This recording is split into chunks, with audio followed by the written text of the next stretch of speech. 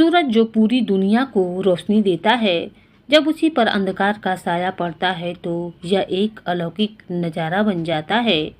और ऐसा ही एक अद्भुत खगोल दृश्य साल 2025 में घटित होने वाला है। और क्या आप जानते हैं, साल 2025 में इस बार 2 सूर्य ग्रहण लगने वाले हैं। पहला ग्रहण तो मार्च में लगेगा और दूसरा ग्रहण सितंबर के महीने में लगेगा।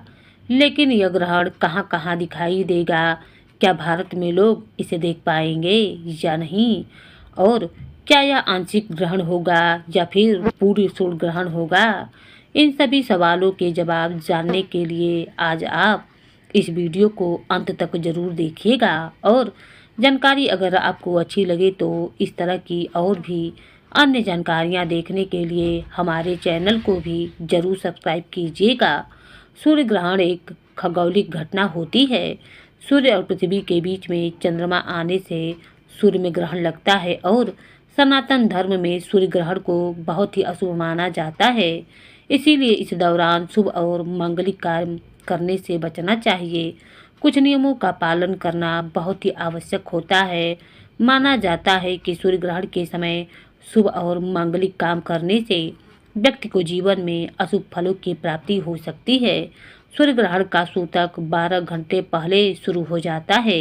इस दौरान गर्भवती महिलाओं को घर से बाहर आने जाने से बचना चाहिए और अपने आराध्य देवी देवताओं के मंत्र का जाप करना चाहिए या धार्मिक पुस्तकों का पाठ करना चाहिए। साल 2025 का पहला चंद्र ग्रहण लगेगा 29 मार्च को और इस दिन चैत अमावस्या भी है। चैत अमावस्या बहुत ही खास होती है क्योंकि ठीक इसके अगले दिन से चैत नवरात्रि प्रारंभ हो जाती है। ऐसे में नवरात्रि ग्रहण के समय से प्रारंभ होगी और इस बार ग्रहण का समय प्रारंभ होगा दोपहर 2:21 से और सूर्य ग्रहण की समाप्ति होगी शाम 6:14 पर। और यह ग्रहण बरमुंडा, बर्बो, डेनमार्क, ऑस्ट्रेलिया, बेल्जियम, उत्तर Brazil, Finland, Germany, France, Hungary, Ireland, Morocco, Greenland, Canada का पूर्वी भाग, इंग्लैंड और अमेरिका के पूर्वी क्षेत्र आदि जगहों में दिखाई देगा। यह एक आंशिक रूप से सूर्य ग्रहण होगा जो कि हमारे देश भारत में नज़र नहीं आएगा। और जब भारत में नज़र नहीं आएगा तो हमारे देश में ना तो ग्रहण संबंधी और ना ही सूतक काल संबंधी कोई भी नियम माने जाएंगे। इसीलिए आप पूजा पाठ या जो भी काम करना चाहते हो वह इस दिन कर सकते हैं।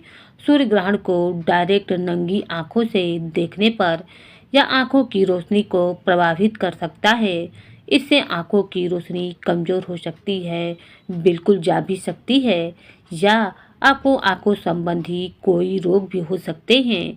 इसीलिए यदि आप सूर्य ग्रहण को देखने के इच्छुक हैं तो आपको दूरबीन, टेलीस्कोप की सहायता लेनी चाहिए या फिर आप काले अंधेरे चश्मे का भी प्रयोग कर सकते हैं।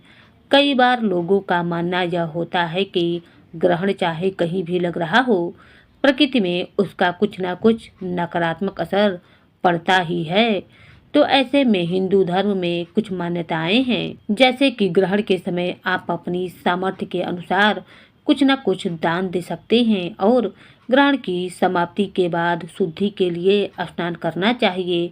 घर में गंगा जल का छिड़काव करने के बाद जो भी दान की सामग्री है वह आप किसी निर्धन जरूरतमंद व्यक्ति को दे सकते हैं।